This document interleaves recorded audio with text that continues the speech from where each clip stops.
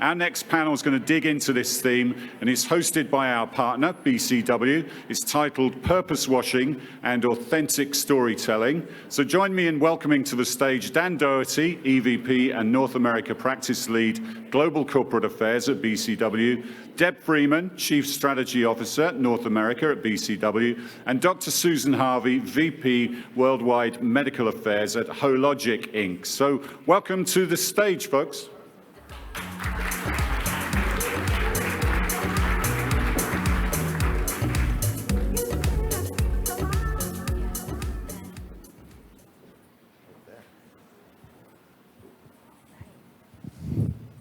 Well, good afternoon, everybody. It's great to be here in person for PRDecoded once again. So, and have this discussion on purpose washing and authentic storytelling. I'm Dan Doherty. I just want to start first with maybe depending upon your organization and where it is on its purpose journey and where you sit in the organization, there's been a lot of focus on purpose and how it's evolving. But where you sit and where your company is in that transformation can be different. So I thought we'd just level set really quickly on terminology and looking at purpose just broadly as the stated intention of how the company makes a positive contribution to the world first and foremost. And there's tremendous opportunity in that. There's a lot of research that shows, and I mean positive difference in the world, in addition to just a financial impact and that traditional sort of shareholder impact. And there's tremendous opportunity to really deepen and expand relationships with stakeholders. And the empirical data continues to come back that organizations that do this, that have a real clear purpose and articulate values, drive financial performance as well. But they drive a lot of different things. Better relationships with employees, so retention, better recruitment, more attractive, you become more attractive to capital markets, in addition to brand equity with your consumers and customers. So there's a lot of value in that. There's also, on the risk mitigation side, in our experience working with clients, particularly in this day and age of polarization, being drawn into social issues, and for a lot of companies taking an active stance in social issues because stakeholders want that.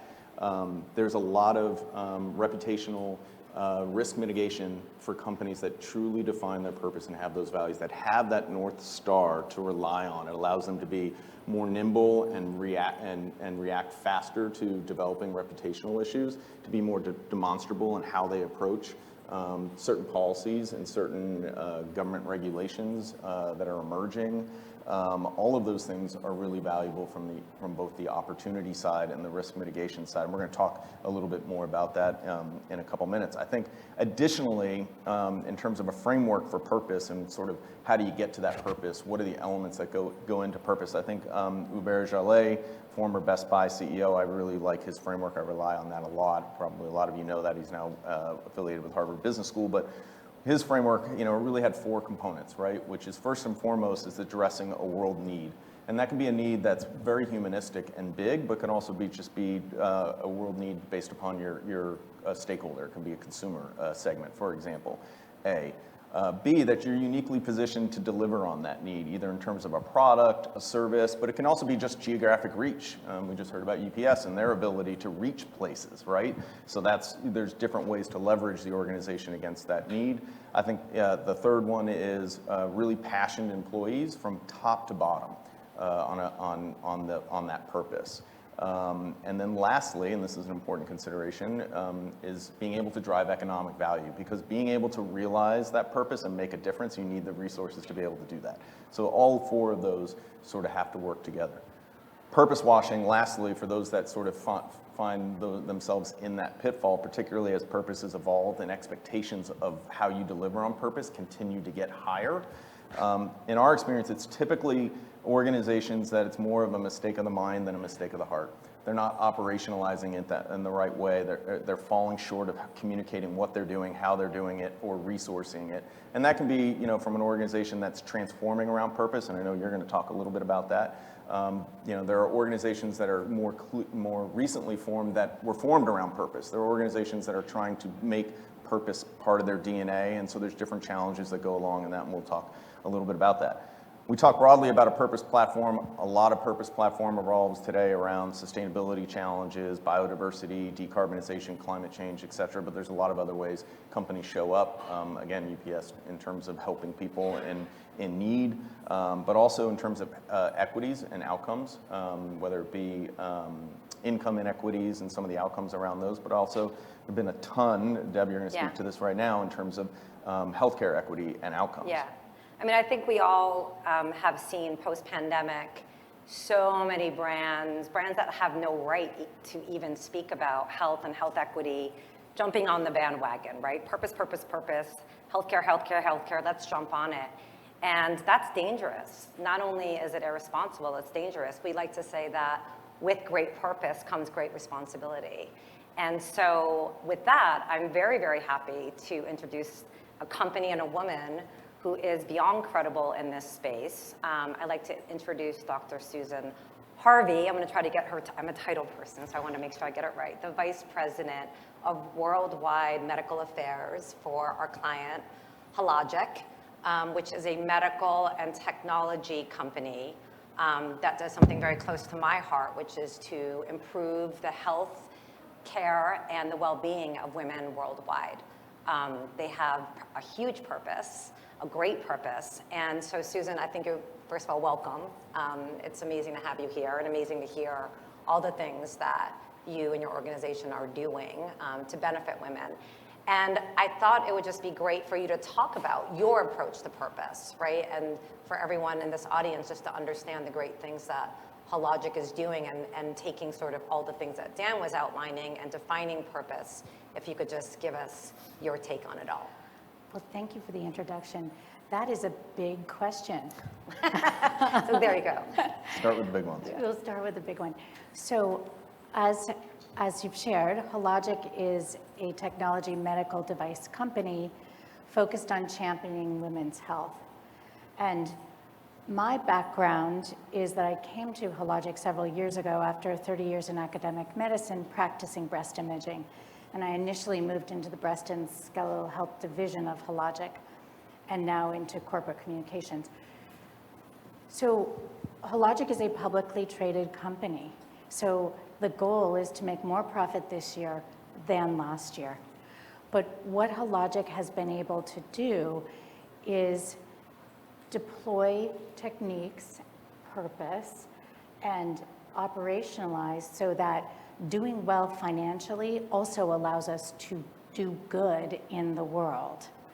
So we're focused on health, we're focused on patients and outcomes, and making people healthier everywhere, every day. And that allows us to do those two things together. So that's what drives our innovations. It drives everything that we do at Hologic from the top to the bottom. So when we think about some of the foundational sort of elements that go into purpose, and I'll just list a few. So one is being, and I think this is relevant no matter where an organization is, whether they've had purpose established as part of their organization for a long time, is being ambitious but impactful.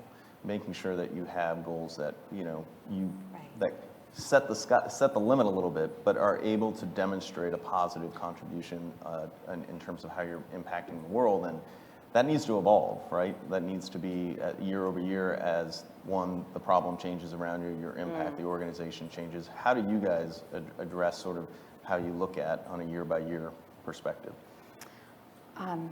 Thank you, it's a great question. So I came to Hologic after practicing in breast cancer, focused every single day on early detection, the accuracy of my interpretation, and the outcomes of that patient. So there was a focus on health. When I came to Hologic, what I learned at Hologic is Hologic has purpose, passion, and a promise. The purpose is to improve health everywhere, every day, as I've said. The passion is to champion women's health, which is a challenge globally, and we can talk about that in a bit. And the promise is to use data and evidence to do this. So it's the science of sure. When Steve McMillan came to Hologic in 2013, Hologic was about to disband into a number of different small companies, and he believed in this purpose of providing health improvements globally. When he arrived, the Gallup engagement scores, I'm sure many of you are quite familiar, Hologic was ranking at the 36th percentile. In 2021, we're at the 96th percentile and have been awarded, 2 years in a row, an outstanding worldwide company, so from Gallup. And the question in those 12 that gets the highest number of 5s is, does the purpose or mission of your company impact how you feel about the importance of your job? Across the board, that is a 5. So purpose came from the top down, from Steve McMillan coming in, talking to people, as we heard from UPS, that worked in the company around the world, and now it is lived from the bottom up, so that people understand how important the work they do is to women who are the cornerstones of families, economies, and societies. We've talked a little bit about how you define purpose. Dan went through sort of the foundational building blocks, but one of the things we like to do with our clients is just to really stress the importance of executing purpose. And that might sound strange, right? Because if you define your purpose and you create this North Star, then of course people are going to understand it and they're going to get it and they're going to love you for it and you're going to do all this amazing stuff in the world. But the reality is you have to think as hard on how you execute it and how you bring it to the world as much as what it is your purpose is all about. And so I like to think in threes. I have 3 children. So the 3 sort of golden rules that we have at BCW is, the first thing is to make your purpose and the way you execute it bold, right? Think about the brands, that companies where you personally can cite on your fingers, on your hands, that have really made a difference in your life. They're not companies that have just gone and done things that are a little nice, right? Bold matters. Bold makes a difference. Bold gets you attention, and bold is what is going to push the world forward, right? So I think we encourage our clients to really think outside of what you sell, to think about how you're going to put that into the world in a way that's really going to impact lives meaningfully. So bold, bold, bold. The second rule that we live by is to make it matter, right? And this is where you want to avoid purpose washing.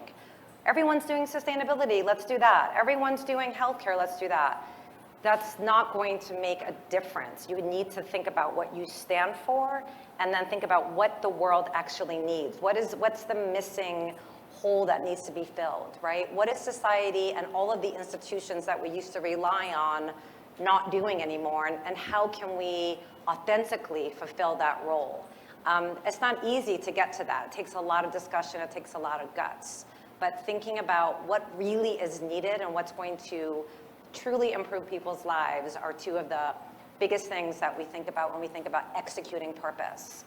I think I lied because there's actually 4, but I'll make a little excuse for myself. The third is, don't ever forget about creativity when you think about putting purpose into the world. The 2 are not mutually exclusive, just like fiscal profit and purpose are not exclusive. They're symbiotic, right? How you bring your purpose out into the world creatively is just as critical as what that actual purpose is. And then lastly, and something that I think is something that we don't really think about enough, is when you put purpose out in the world, you don't have to go it alone. And that might sound weird. Well, of course, we want to get the credit, right? We're doing all these amazing things. It's so interesting sometimes just to take a step back and think, who else can we partner with? Who else out there can we join forces with? And it might even be a competitor, right? Or some things that you do might actually help your entire category. So think about who you partner with as well. And what's really striking, and Susan's about to talk about this one example that I think kind of hits all of those points, is Hologic is a medical technology innovation company, right? They make the products for mammograms and all the things that help in women's health. Their CEO thought, you know what we really need and what's not available, because he was trying to find it, is data.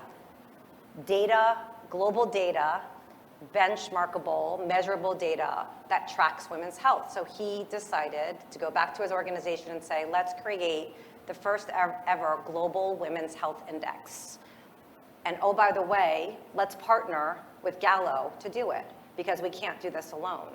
And so I'll let Susan talk. I'm so proud of what you guys have done. So I'll let you bring it to life a little bit. And if you could do so, like in those, by talking about all the different measures of how it ticked the box in terms of our 3 golden rules. Your 3 golden rules. Okay, this was a bold concept, right? The question came up to the global leadership team: what are we doing for women's health around the world? What became immediately obvious is no one was measuring women's health. No organization, no institution, no group. There's plenty of data that's gathered. It's limited and utilitarian, right? That is what data has looked like. So in partnering with Gallup, we were able to put together a series of questions that were directed at men and women, boys and girls, age 15 and above. From that data, we developed the Hologic Global Women's Health Index. So this is the world's largest survey. It's comprehensive regarding the experiences of women's health and their opinions about health. Most decision makers are men. We started to listen to women. And what we found in the 2021 data, year 2 was just recently released, gaps are increasing between high and low income countries. Inequities and disparities continue to increase. The world is failing women in preventive care. So 2 billion, that's with a B, so the population of China and the United States, 2 billion women did not get screened for any type of cancer in 2021. That's incredible. It's the 2nd biggest killer of women. Over 5 million women a year die of cancer. We identified these incredible findings. What the data demonstrated to us, that there are 5 dimensions of health. Those 5 dimensions of health can explain 80% of the variation in women's life expectancy. In addition, in regards to action, they are a framework for action. So while no product is being developed, what Hologic is doing is taking a bold step forward and saying, we now are gathering data. It's unique. It's from the perspective of women. It represents 94% of the population of women and girls age 15 and older. And we can use this information to guide policymakers, to guide leaders, and also to do what Hologic does best. Look at the patient, identify a gap, and innovate a solution for that gap. So we've done other things. Project Health Equality. Disparities in the United States, racial disparities are abysmal. A Black woman and a white woman are diagnosed with the same breast cancer, same stage, same grade. The Black woman is 40% more likely to die. And it's across the continuum of care. It's detection, it's diagnosis, and it's treatment that varies, and all of these things demonstrate disparities. We looked at this and we're gathering partnerships. We're gathering partnerships to look at the barriers, address how one can get around a barrier, lay navigators for patients so that communication and language barriers are lessened, to understand what patients need, and to look at the healthcare models. Are they effective for these women?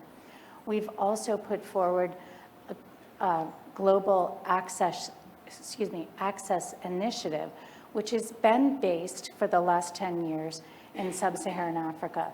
Partnerships with PEPFAR and the Global Fund and others to fund HIV testing that is more accurate, the science of sure, more accurate than any other testing modality. It's PCR, polymerase chain reaction based. And so we are expanding that now outside of sub-Saharan Africa. HIV is a disease of both men and women.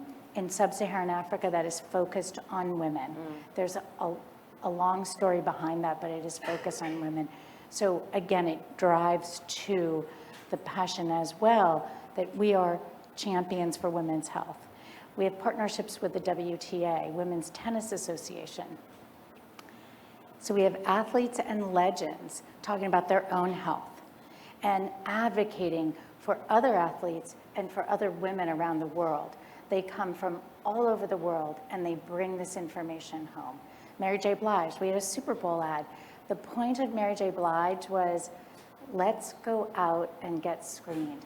It's October, it's Breast Cancer Awareness Month. Right. So please go out and get screened. 65%, only 65% of women over the age of 50 who are insured go for a mammogram, which by the way, screening mammography is covered.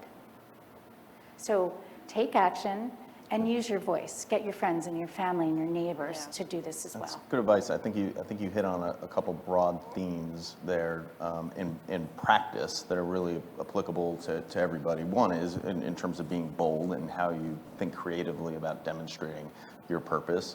And being bold doesn't come without risk, right? So being bold, and that requires leadership buy-in, which is absolutely essential to really demonstrating purpose in a meaningful way for the organization. I think two, and your CEO used this as a transformative moment in 2013, is redesigning around a purpose to pivot, and was able to tap into that passion of employees and drive that to get the results that you wanted to get. And I think when you have that that long-term strategic vision of what that purpose is and real clarity around your organizational values and that long-term commitment, you know exactly in the short term, there are some points where you're going to lose some stakeholders along the way. But with clarity and where you're going, and that's okay, because for the long term, this is where the organization needs to go to find success. And that, again, loops right back to that leadership commitment. And it is a circle, Yep. exactly as you're describing. The engagement across the employees, so again, we're living from the bottom up. And the fact that we focus on healthcare and patients, where are the gaps? How do we fill those gaps? So let me give you an example, COVID-19. There was a huge gap at the start of COVID-19 with accurate testing.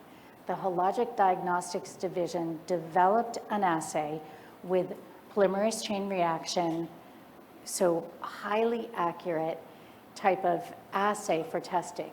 We've sold over 150 million of these tests in 50 countries.